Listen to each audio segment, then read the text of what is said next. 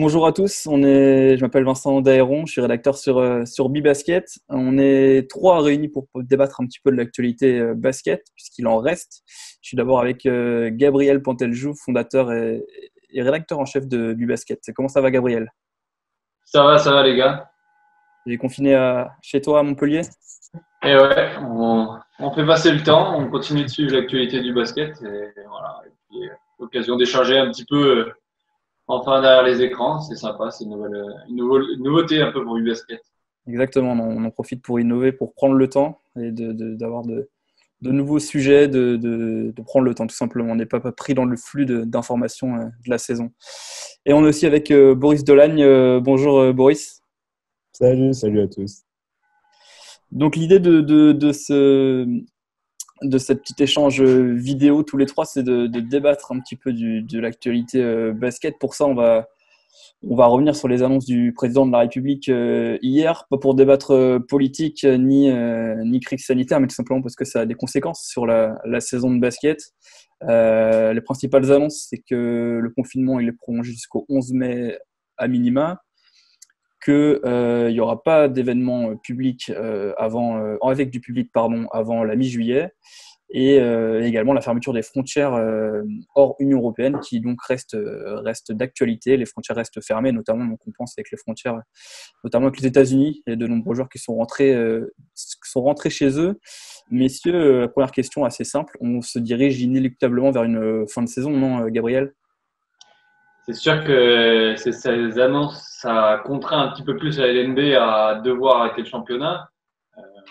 On a du mal à voir comment ça pourrait se dérouler. Alors, il y a toujours l'idée du huis clos, mais on a attendu plutôt un consensus de la part des acteurs qui disaient que c'était inimaginable de finir la saison avec le huis clos, puisqu'évidemment, l'idée, c'est de pouvoir perdre le moins possible d'argent. Voilà. Maintenant, s'il y a huis clos, il n'y a pas de recette et il y a toujours le coût des joueurs. Il faut pouvoir les payer. Je ne pense pas qu'ils puissent être au chômage partiel, en activité partielle, ce serait illégal. Donc, du coup, il faut pouvoir les payer. Pas de huis clos, ça veut dire qu'il faut attendre que le championnat reprenne éventuellement après la mi-juillet, mais la plupart des contrats se terminent le 30 juin, donc tout ça met énormément de contraintes et on imagine que la fin de saison est inéluctable. Qu'est-ce que tu en penses, toi, Boris, de ton côté? Tu penses aussi qu'on se dirige vers une fin de saison en Jeep Elite? Je pense effectivement que c'est inéluctable. On le sentait un petit peu venir, selon les déclarations même de certains présidents de clubs. On n'a pas la même situation que sur le foot, par exemple, qui est un peu contraint de finir à tout prix d'un point de vue économique, parce que l'économie et les business models des clubs reposent sur les droits télé. À date, si le championnat s'arrêtait, ils perdraient plus de 150 millions. À mon sens, c'est moins dommageable pour les clubs de basket. Les présidents des clubs de Jeep Elite seront sûrement pas d'accord avec moi, mais je pense qu'un club peut s'en sortir sans 2 à 3 mois de droits télé. Et donc, vu qu'il n'y a pas ce besoin, entre guillemets, de finir à tout prix, je pense qu'effectivement, c'est la décision qui sera la plus sage à prendre. Et aujourd'hui, au-delà des raisons sanitaires, parce qu'effectivement, on pourrait dans l'absolu finir à huis clos, ce qui me semble le plus compliqué à gérer, c'est la présence des joueurs, parce que dans une équipe de Jeep Elite qui est composée à 50% de joueurs extra-communautaires et dans une très grande proportion américains, qui ne reviendront pas, c'est évident. Je pense que ça semble inenvisageable de finir la saison avec 4 ou 5 pros, 3 espoirs, et dans le cas de la Pro B, 6 pros et 3 joueurs de R2, quoi. Donc effectivement, on le sentait un petit peu venir, mais aujourd'hui, ça semble ingérable et ça aurait trop de répercussions sur la suite, des championnats la saison prochaine, et le jeu en vaut pas la chandelle, comme ça peut être le cas pour le football qui aurait du mal à s'en relever. Oui, comme tu l'as dit, c'est vrai que c'est complètement différent du foot. Le seul problème pour l'instant pour le foot, on a vu les Ultras par exemple qui parlent du huis clos, que voilà, ils ne veulent pas reprendre les matchs sans spectateurs, que ça n'a pas vraiment d'intérêt pour le sport, hein. C'est vrai, on a pu voir quelques matchs. J'avais le souvenir d'avoir vu PSG Dortmund à huis clos. On a vu notamment les matchs de Monaco un peu. Enfin, j'ai le souvenir de Monaco. T'es habitué à la Monaco. C'est huis clos C'est vrai toute que ça l'année. change pas grand-chose, mais voilà, c'est quand même une ambiance particulière. On regarde pas un match de basket de la même façon quand c'est à huis clos, je trouve. et quand il y a du public. Mais le problème un peu différent au basket, c'est même pas le fait qu'il y ait des spectateurs ou pas, c'est le fait que ça fausserait complètement le championnat, euh, puisque la moitié des équipes seraient amputées de nombreux joueurs. On ne peut pas Et envisager encore une fois, reprendre un championnat, finir 9 journées comme on a joué les 25 premières, puisque ce serait pas du tout pareil, non, Gabriel?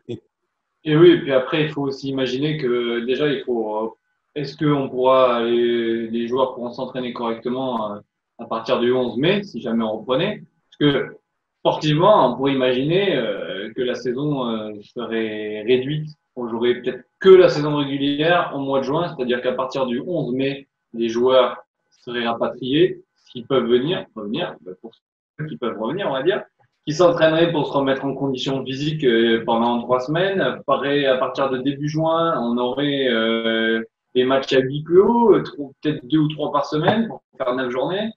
Bon, et puis surtout, il faut aussi imaginer qu'ils ne sont pas les seuls à vouloir reprendre. Il y a aussi l'Euroleague qui veut reprendre, l'Eurocup. Aujourd'hui, je pense qu'il n'y a aucune concertation entre les instances au niveau international et national. Franchement, il y a vraiment trop de cas de figure qui sont trop complexes à gérer. Je pense que le plus simple, là, c'est d'annuler et que tout le monde est en train de se rendre à l'évidence. Alors, pas forcément l'évidence, mais maintenant, on est sûr que c'est pas possible, quoi. Et il n'y aura pas de regret si jamais la situation s'améliorait, si jamais on se dit on pouvait faire autrement. Non, là, je crois que tout le monde va se mettre d'accord. La Ligue a des groupes de travail qui sont en train de travailler, mais bon, j'imagine que leur travail a changé considérablement hier, quoi. Voilà. On s'oriente vraiment vers cette décision et le consensus va être vraiment partagé. Est-ce que tu as quelque chose à rajouter sur ça, Boris? Je pense qu'il y a un point qui a été soulevé par Gabriel qui est très juste, c'est que si on fait le parallèle encore une fois avec le foot, effectivement, il y a l'UEFA qui régit les différentes fédérations et derrière, par rapport aux Coupes d'Europe, c'est plus simple. Aujourd'hui, dans un modèle comme le basket, avec l'Euroleague, qui est une structure privée, qui invite, entre guillemets, les équipes qu'elle souhaite et qui n'est plus réellement, enfin, qui n'est plus du tout liée à la FIBA Europe, c'est beaucoup plus compliqué et chacun va. Enfin, disons qu'il n'y aura pas d'objectif commun et tout le monde tirera dans son sens. Mais encore une fois, je pense que ce qui est la base de tout, c'est les modèles économiques qui sont très différents. Avec des clubs de foot qui dépendent de droits télé, ils ont besoin de ces droits télé, ils ont besoin de jouer coûte que coûte, même à huis clos. Là où au basket, on le sait qu'il y a beaucoup de financement public, plus du partenariat, mais les droits télé pèsent beaucoup moins dans les budgets proportionnellement. Et donc, je pense qu'on peut s'en passer plus facilement, à l'image d'autres sports, hein, comme le handball, le volley, etc. Et puis aussi, les salaires des footballeurs sont complètement différents. C'est-à-dire qu'il y a un plafond avec l'activité partielle et que, évidemment, c'est entre 5 et 6 000 euros. Et qu'au-delà de ça, si les clubs de foot veulent pouvoir les financer, il faut qu'ils puissent compter sur les droits TV. Donc, c'est encore dans ce sens. Au basket, en Jeep Elite, ceux qui sont les plus en difficulté, ceux qui doivent sortir le plus de trésor, c'est les gros clubs, pour le coup. Maintenant, peut-être que le dispositif va changer, mais vraiment, on est dans un cas différent et je pense que le débat penche vraiment dans ce sens. Et puis pour dire un dernier mot et pour conclure ce parallèle, on parlera ensuite que de basket. C'est vrai que l'UEFA a besoin d'avoir ses clubs qualifiés en Ligue des Champions, en Europa League, et donc de finir ces championnats. Comme tu le disais, Boris, c'est un modèle complètement différent avec l'Euroleague, avec Tout le à système fait. de wildcard, d'équipes qui sont garanties pour plusieurs années. Il n'y a pas forcément besoin de finir les championnats pour savoir quelle équipe va terminer à quelle place et qui sera donc qualifié. C'est vrai que là, en ce sens-là, c'est vraiment différent. Maintenant Et que on du va, coup, on va en reparler, je pense, juste pour conclure sur les Coupes d'Europe, je pense qu'on va en reparler un peu plus tard. Mais je pense aussi, pareil, certains présidents de clubs ou GM seront sûrement pas d'accord avec ce que je veux dire. Je pense qu'aujourd'hui, mis à part l'Euroleague, qui est une compétition, qui est une ligue semi-fermée, voire complètement fermée, aujourd'hui, l'importance pour un club d'être en BCL ou à la limite même en Eurocup, qui est une compétition plus prestigieuse, n'a pas du tout le même impact et la même importance que pour un club de football d'être qualifié en Champions League ou en Europa League.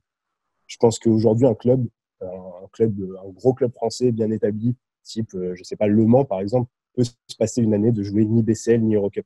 Là où un club de foot équivalent, un Olympique de Marseille ou un Olympique Lyonnais, ce sera pour lui beaucoup plus préjudiciable de ne pas être qualifié en Coupe d'Europe. Et donc, je pense que aussi cette question est plus facile à traiter et la pilule est plus facile à avaler pour des clubs de basket. Du coup, maintenant qu'on semble, en tout cas tous les trois, on ne sait pas si la Ligue est d'accord avec nous, mais je pense qu'il n'y aura pas d'autre choix pour mettre fin à la saison. Le plus difficile reste presque à venir, en fait. C'est-à-dire qu'une fois qu'on acte que la reprise est impossible, que le championnat est terminé, il y a de nombreuses problématiques qui arrivent ensuite. Est-ce qu'on fait des descentes? Est-ce qu'on fait des montées? Est-ce qu'il y a une équipe qui est championne? Laquelle? On va aborder tous ces sujets, en débattre parce que c'est des sujets à chaque fois bien différents, avec des problématiques bien différentes. On va commencer par le haut du classement. Aujourd'hui, vous avez pu le lire sur Bibasket.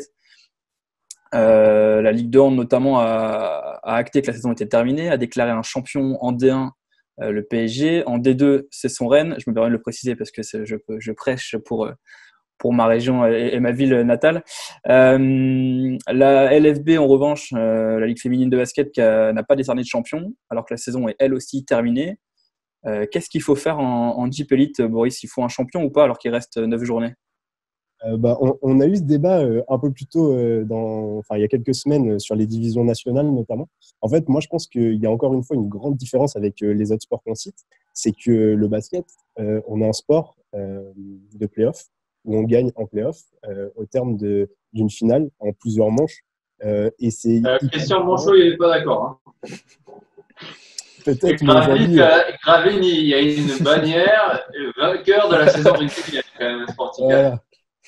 Mais aujourd'hui, être vainqueur d'une saison régulière, ça ne veut rien dire. Et effectivement, on a beaucoup d'exemples, que ce soit Gravine à l'époque ou Monaco ou Strasbourg par le passé. Et aujourd'hui, on est un sport qui décerne un titre de champion à l'issue de play-off.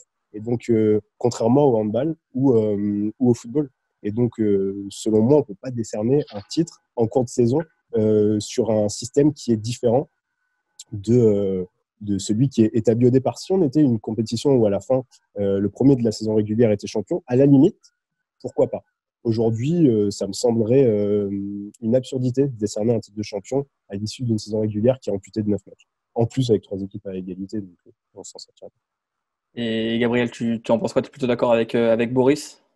Oui, je pense que c'est là aussi une des choses qui fait consensus, c'est que quelle valeur aurait le titre de champion de l'AS Monaco, puisque c'est Monaco qui est en tête avec le point d'avérage particulier. Ils n'ont pas été champions et c'était leur objectif de l'être, mais pour eux, ils se considéraient, j'imagine, pas forcément comme champions. Vu que c'est un club un peu particulier, c'est un des seuls clubs qu'on n'a pas entendu médiatiquement. Voilà, mais j'imagine que pour eux, c'est pas important. Finalement, il y aura eu la Leaders Cup peu avant la suspension qui sera le titre honorifique de cette saison et Dijon pourra se targuer d'être la seule équipe qui a gagné quelque chose d'officiel cette saison. C'était mérité à l'instant T. En février, c'était la meilleure équipe. Voilà, mais je vois pas Monaco se retourner contre la Ligue parce qu'ils n'ont pas été champions. Puis ceux qui sont à égalité avec eux, du coup l'ASVEL, si on prend le bilan comptable, Tony Parker, le président, a déclaré qu'il fallait qu'on termine la saison et qu'il n'y avait pas besoin d'avoir de champion. Donc s'il était à la première page, je pense que son discours a été équivalent pour lui. Finir premier, il a connu ça avec les Spurs. Il n'a jamais considéré ça comme avec le meilleur bilan, je veux dire, comme être champion. Puis comme c'est assez drôle d'ailleurs, parce que juste pour parler de Tony Parker, dont on parle beaucoup pour reprendre potentiellement l'OL, sur le dossier, il a des positions qui sont assez différentes d'un Jean-Michel Aulas, pour le coup, qui prêche beaucoup plus pour sa paroisse, là où Tipeee, sur ce coup-là, en tout cas, a une position relativement neutre.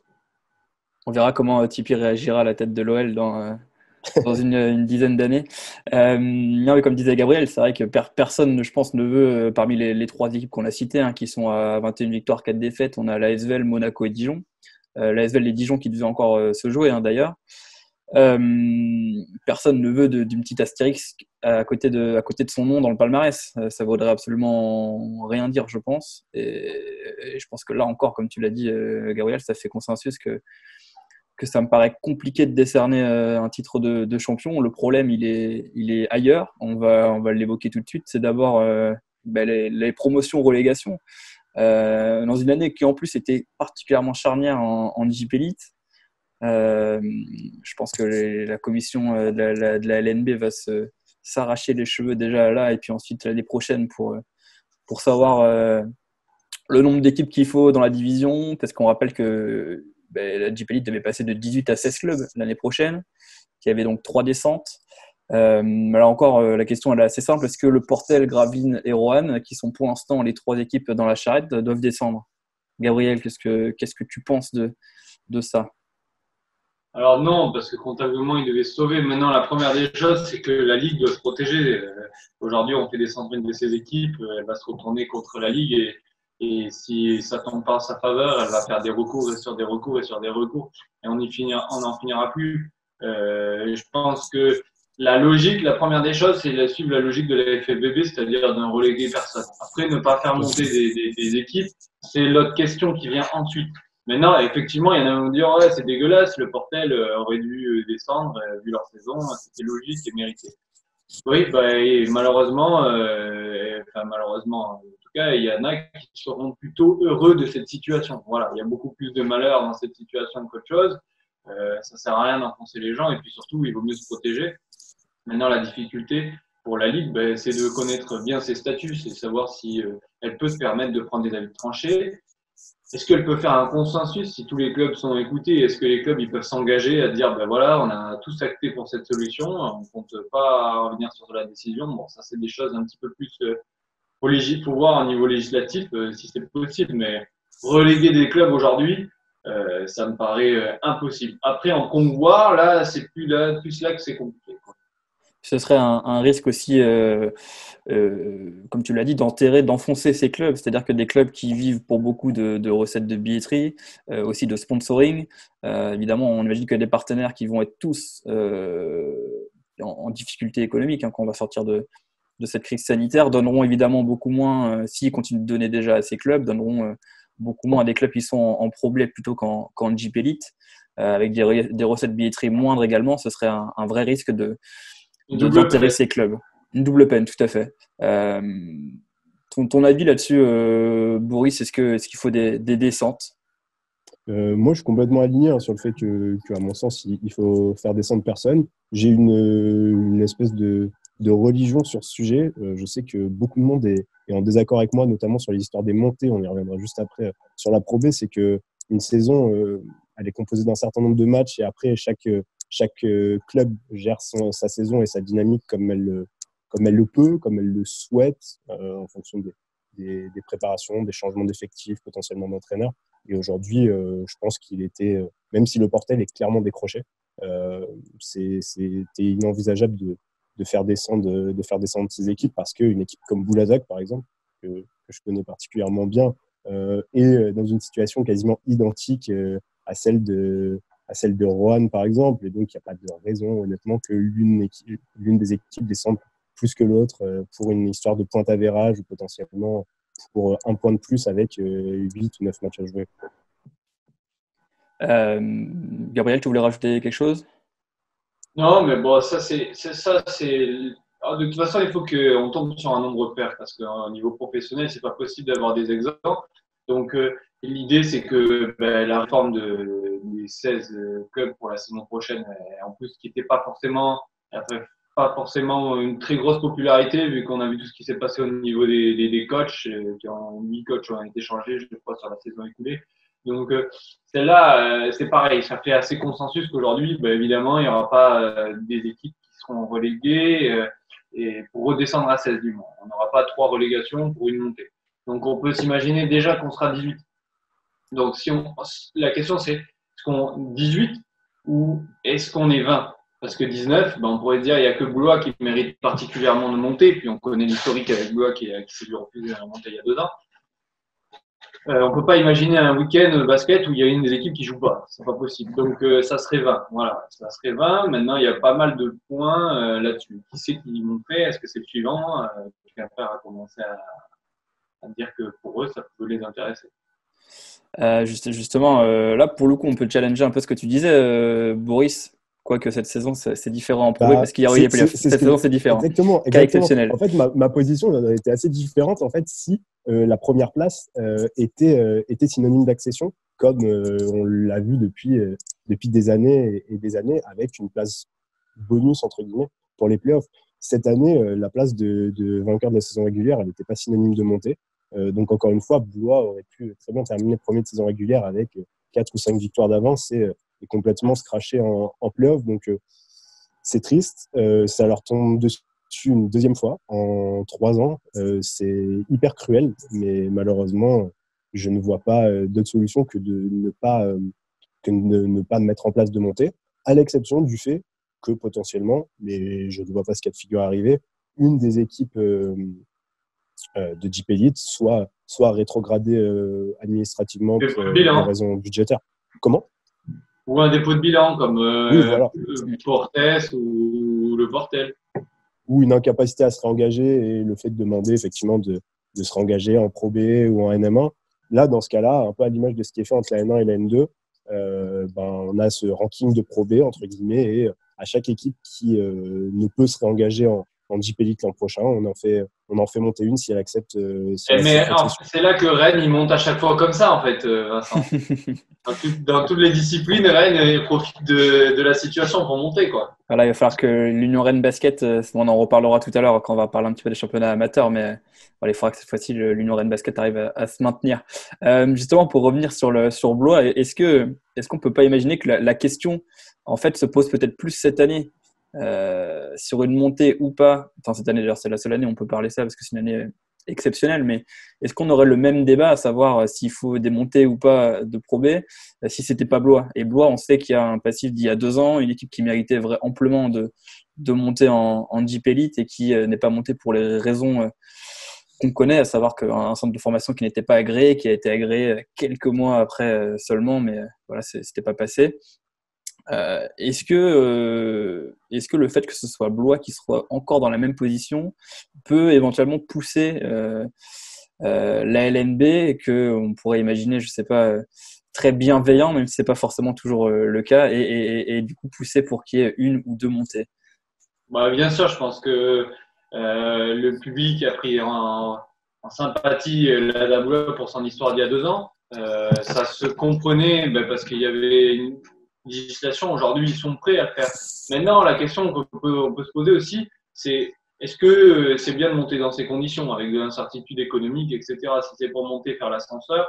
Bon, je pense que Blois, c'est un club qui est parti pour s'installer sur le long terme, qui est bien structuré, qui a fait le travail à tous les niveaux, etc., qui est suivi par un public, par des partenaires et tout.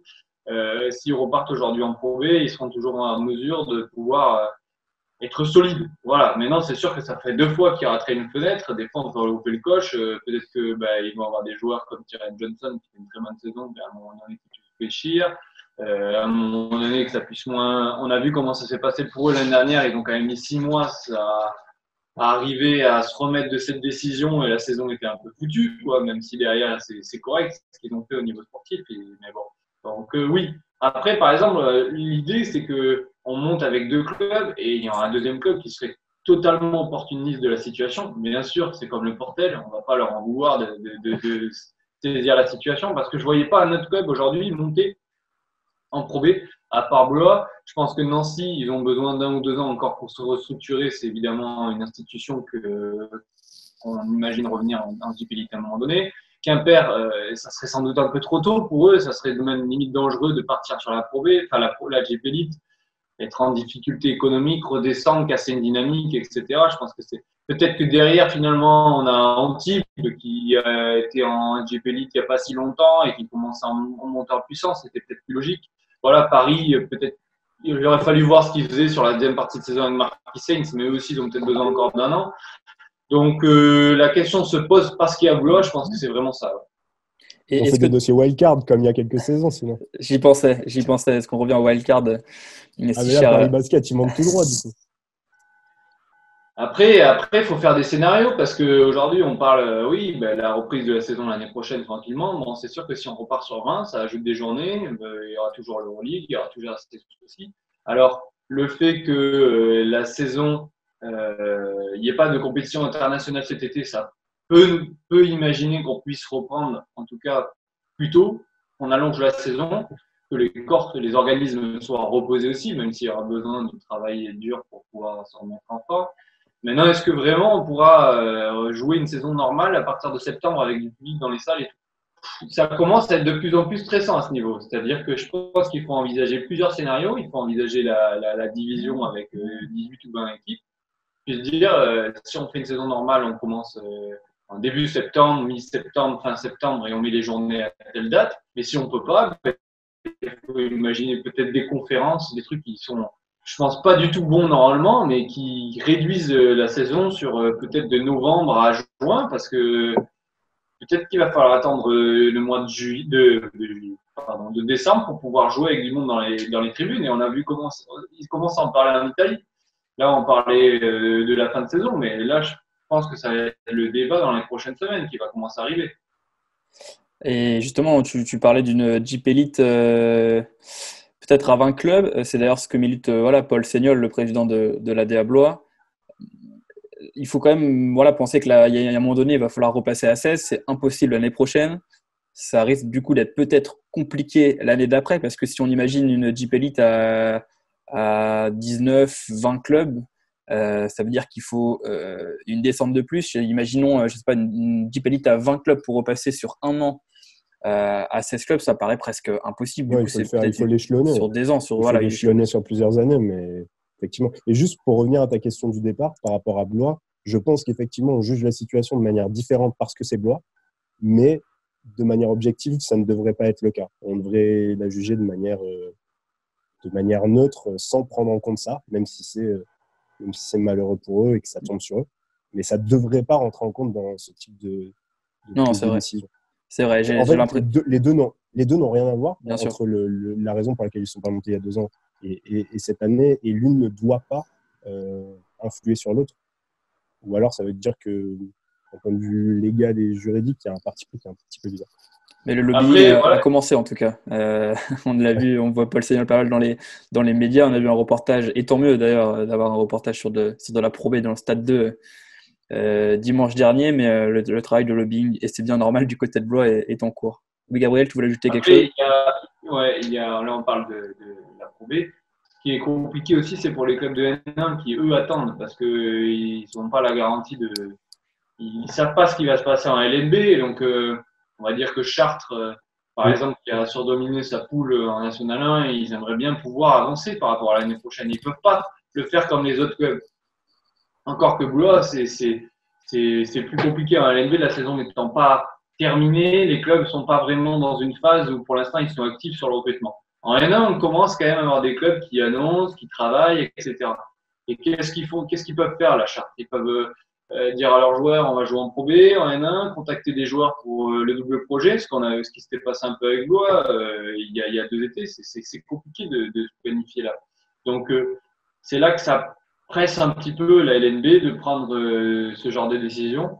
Voilà, parce que je pense que le cas, vraiment, c'est Blois un petit peu cette histoire, comme tu disais, qui nous fixe sur cette idée qu'il faut peut-être faire des montées. S'il n'y avait pas Blois dans le lot, je pense que toute la décision irait comme celle de la FFBB, qui n'est pas celle du hand, voilà, mais le hand a peut-être un calendrier plus simple à gérer, qui n'est pas celle du rugby, pareil, donc au niveau du rugby amateur, je veux dire. Voilà, le basket a tranché dans ce sens. La logique voudrait qu'il tranche aussi au haut niveau. Maintenant, il y a ce cas de l'ADA Blois qui est particulier. C'est sûr. Et la Ligue a tout intérêt maintenant à prendre ses décisions quand même assez rapidement, comme tu le disais, pour que les clubs puissent commencer maintenant à travailler, à envisager la saison prochaine, puisque là, tout est en attente, hein, le recrutement, le travail également pour monter les budgets, et tout le retard qui est pris maintenant peut se payer assez cher la saison prochaine.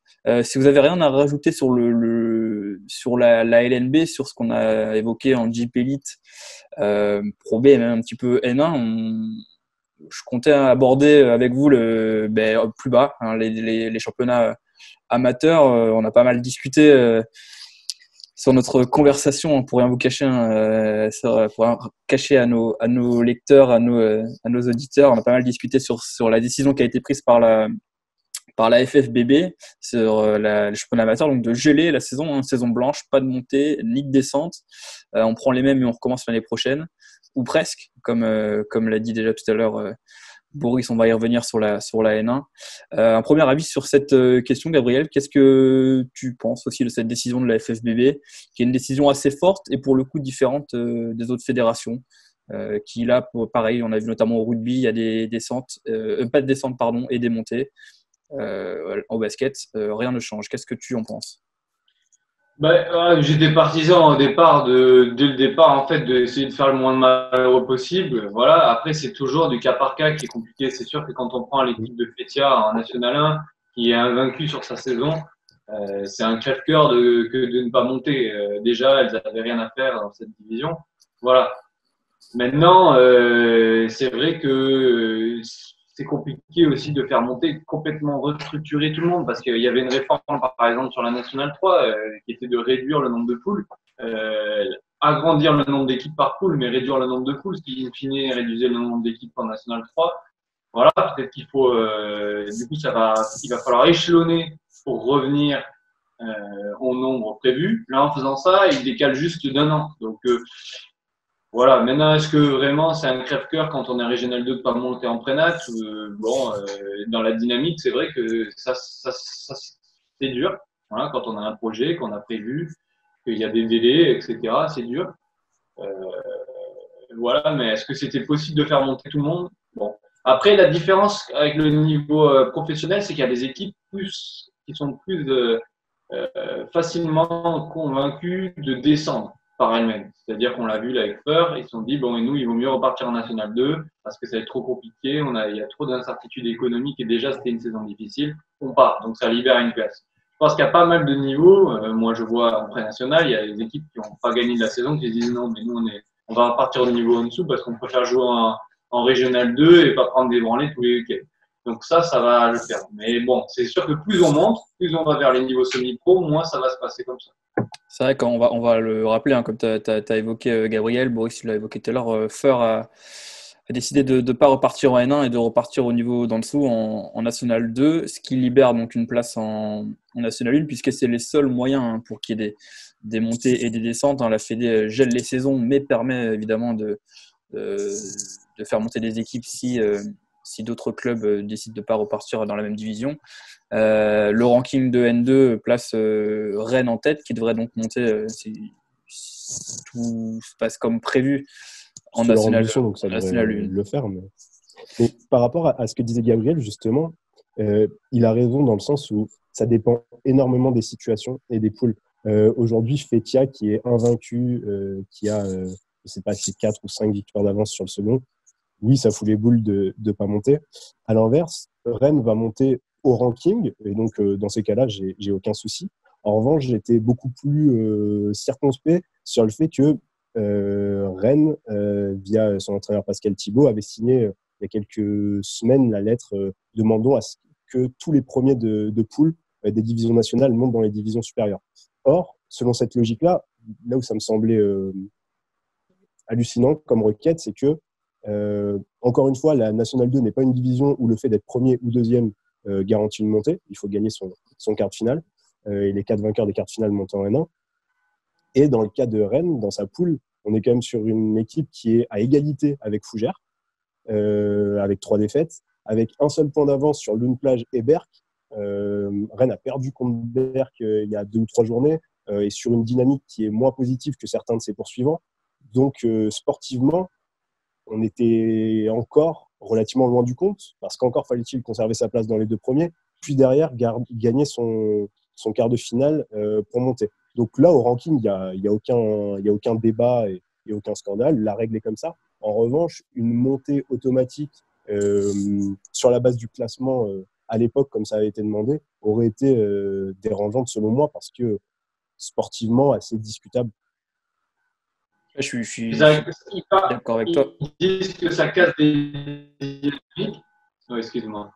Ils disent que ça casse des dynamiques, ces clubs-là, mais il faut aussi se mettre mettre à la place des clubs qui auraient été presque forcés de monter dans des conditions qui ne sont pas forcément favorables, qui se retrouvent en difficulté au niveau supérieur, qui du coup redescendraient, auraient une dynamique cassée, peut-être qu'ils auraient eu des pertes importantes, ça aurait vraiment mis en difficulté le club. Je pense que si on regarde dans une autre poule de National 2, la poule B, c'est la côte ouest et du sud-ouest en particulier, pays des Olonnes qui étaient en tête, ils ont dit non, mais on préfère monter plus tard, on ne veut pas monter dans ces conditions. C'est Garonne qui les suit, pareil, ils ont fait un communiqué pour dire qu'ils sont soulagés de ne pas monter. Donc on a entendu les premiers protester, ce qui est logique, parce que dans leur cas, sans doute, ils avaient des garanties, c'était important. Eux pensaient qu'ils pouvaient le faire, mais il y en a d'autres qui étaient dans des cas différents. Et pour revenir exactement comme tu disais, Boris, c'est vrai que sur la National 2, c'est des classements qui sont faits à l'instant T où pareil, il reste de nombreuses journées à jouer et où rien n'est décidé. C'est vrai qu'il y a des situations qui sont complètement différentes. Autant la N3, le premier monte automatiquement et là, on peut comprendre la déception éventuellement de ces clubs. Autant sur de la N2, voire même la N1 où il y a toujours un système de play-off. Avec cette formule, tout à fait. Voilà. Donc, et d'autant plus... cette histoire de dynamique dont parlait Gabriel, qui a été effectivement mise en avant par beaucoup de clubs, est-ce qu'aujourd'hui, on peut considérer que Rennes, par exemple, était sur une dynamique plus importante que, je vais citer ce club-là parce que j'y connais du monde qui m'est cher, que Berck, qui était à une victoire derrière, qui avait battu Rennes sur la phase retour et qui était sur une dizaine de victoires, j'ai plus le chiffre exact, je sais plus si c'est 9, 10 ou 11, de victoires consécutives, qui a mis des plus 50 sur la phase retour. Aujourd'hui, en termes de dynamique, une victoire avec 7 ou 8 matchs à jouer, pour moi, c'est du kiff-kiff. Il n'y a pas une équipe qui, à date, aurait mérité plus que l'autre de monter, sans parler de cette histoire de ranking qui est complètement juste et que je ne remets pas du tout en cause. On peut même on parlait de la poule C, on va y rester avec juste Fougères qui était égalité avec Rennes pour l'instant, avec de nombreuses journées à jouer. Et donc, rien qui a été décidé. En tout cas, c'était une équipe d'Ille-et-Vilaine qui allait monter, ça c'était sûr. Donc, c'est ça. Voilà. Encore aurait-il fallu battre une équipe du reste de la France en quart de finale. Exactement, c'est vrai. Et on ne sent pas qu'il y avait un gros projet comme il y a eu il y a quelques années avant la réforme de la National 1, où il y avait des clubs qui étaient bloqués en N2, comme je pense à Tours. Et le fait de ne pas pouvoir accéder au niveau supérieur, ça a bloqué le projet. Là, aujourd'hui, on parle de Rennes, mais Rennes, ils font des allers-retours entre la N1 et la N2. Berck, ils ont aussi eu le niveau supérieur et bon, on sent pas qu'il y a un projet d'une métropole ou d'un club qui est vraiment très structuré pour monter. Il y avait je crois que dans la poule A, on a eu Pontoise qui était pendant longtemps leader, etc.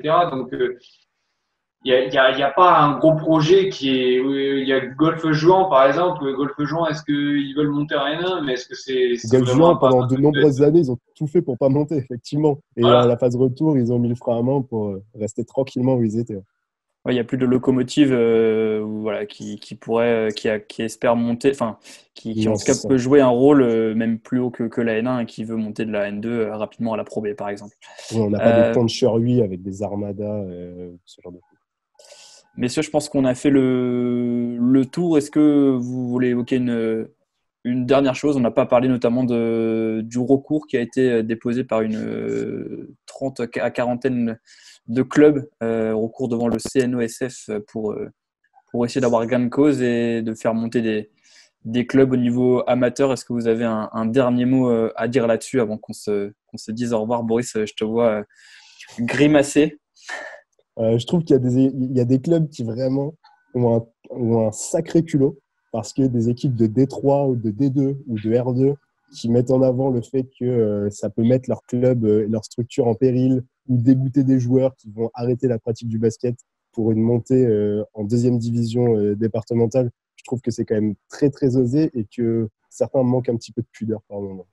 Moi, je dirais même avant de te laisser avec eux que ça, parce que je connais bien le niveau amateur, un témoin derrière. Je m'occupe d'un club aussi qui joue dans des divisions comme ça, des championnats régionaux, départementaux. C'est vrai que quand on donne énormément de son temps et qu'on crée des projets, etc., je peux comprendre la frustration que de ne pas monter. Dans le lot, il y avait notamment des clubs qui avaient déjà acté le fait qu'ils terminent à la première place, c'est sûr. Donc pour eux, c'est assez difficile. Maintenant, je pense qu'en bonne intelligence, il y a certaines ligues et certains comités qui vont peut-être essayer de faire des choix qui vont permettre à certains de monter si vraiment c'est important, quoi. Voilà, sinon il faudra attendre, il faudra accepter. Malheureusement, cette situation, elle demande de s'adapter parce que tout change, rien ne sera comme avant, etc. Et effectivement, c'est difficile. Mais on peut comprendre. Voilà, des recours comme ça. Il y en a qui sont faits chaque année, hein, par rapport à des situations, un point de pénalité qui aurait pas dû être accordé, mais peut-être qu'il était justifié, etc. Tout ça. Il y a des clubs qui réussissent à se sauver dans ces niveaux-là parce que justement ils ont fait des recours. Là, c'est divulgué parce que la situation est particulière et que il y en a qui pensent que c'est bien de la mettre sur la place publique. Voilà, ça dans l'intérêt de la situation. Voilà, si on avait été dans le cas, peut-être qu'on aurait signé aussi, mais bon, parce que on aurait tenté le coup, quoi. Voilà. Non, je ne dirais pas que c'est indécent. Voilà, c'est plus les argumentaires de certains qui me semblent un petit peu forts. Oui, c'est rigolo parfois. Je suis assez d'accord plutôt avec Boris. Je pense que j'aurais été également très frustré de ne pas pouvoir monter si j'étais en position de monter en tant que joueur ou que coach, par exemple, mais que la situation est bien différente sur les niveaux dont on parlait, hein, par exemple de la Régionale 3 ou un petit peu plus bas même, et que j'ai l'impression, moi, que ces clubs-là, en fait, décrédibilisent le recours de clubs plus, on va dire, plus huppés ou d'un meilleur niveau. Par exemple, qui est dans l'eau, Fétia, on peut comprendre. Et puis, quand on voit, c'est vrai que des argumentations en pré-région de dire on va pas pouvoir convaincre des partenaires ou quoi que ce soit, c'est vrai que bon, c'était peut-être pas la meilleure communication pour convaincre les gens, quoi. Voilà. En tout cas, je pense qu'on a fait le tour. On a quand même réussi à parler un peu plus de 40-45 minutes dans une actualité dépourvue de rencontres. Et puis ça devrait s'activer, hein, avec maintenant les décisions de la LNB à venir et puis le recrutement qui va s'activer. J'en profite pour vous inviter à aller voir les infos transfert de la Ligue féminine de basket que Gabriel Ponteljou a dégoté ces dernières heures, et les effectifs qui sont pour la plupart déjà dévoilés. Ok, merci les gars. Merci beaucoup. On se retrouve vite pour un nouveau live. On va voir. Je pense que ça sera d'ici fin avril que la Ligue nationale de basket va faire son choix. Il y a un comité directeur qui doit se réunir après les 22 et 23 quand les groupes de travail vont remettre leur travail, justement.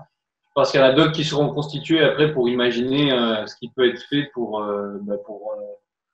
faire en sorte qu'il n'y ait pas des clubs qui se cassent la gueule et qui meurent, surtout. C'est ça ça serait ça le plus triste. Clairement, la Ligue doit on va dire, protéger, hein, ces clubs et la discipline plus largement. Et elle risque de se protéger elle-même aussi, je pense, parce que c'est aussi important pour elle, et suivre la décision de la FFBB dont elle dépend semble effectivement être le plus plausible. On va se dire au revoir. On va vous remercier pour ceux qui ont pris le temps de nous écouter, de découvrir peut-être pour certains nos visages. Et puis, on espère que vous continuerez d'aller lire attentivement le site internet Bibasket. Et puis, on essaiera, nous, de se réunir une nouvelle fois, peut-être avec d'autres personnes, peut-être plus nombreux, peut-être sous diverses formes. On essaiera peut-être de faire un live si les moyens techniques nous le permettent.